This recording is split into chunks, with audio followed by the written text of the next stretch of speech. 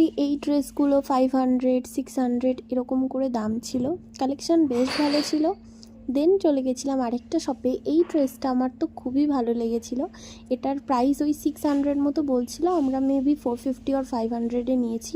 দেন ছিল এই ব্যাগের দোকানটা। এখানে প্রচুর ভালো ভালো ব্র্যান্ডের রেপ্লিকা ছিল, বাট ভীষণ এক্সপেন্সিভ ছিল। একটা ব্যাগের দাম শুনলাম বললো 3800। দেন গেছিলাম এই শপটাতে। এখানে প্রচুর সুন্দর সুন্দর শার্টের কালেকশন ছিল। এখানে তো জারা বলে লেখা ছিল, বাট আমি জানি না এটা কতটা অরিজিনাল, বাট ভালো ছিল। মোটামুটি ওই 300 400 এরকম দাম। দেন আরেকটা দোকানেও এই সেম কিরিংগুলো ছিল।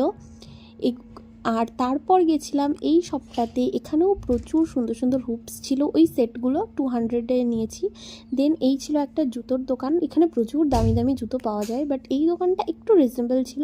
এগুলো 350 করে নিয়েছিল। দেন বুক স্টল ছিল। এই স্টলটাতে শর্টস ছিল। শর্টসের কোয়ালিটি ভীষণই ভালো, 300 করে নিয়েছিল। নেক্সট মার্কেট অনেক বড়, আমি ঠিকমতো ভিডিও করতে পারিনি। আর এইগুলো তো খুবই ট্রেন্ডি স্লিপার্স।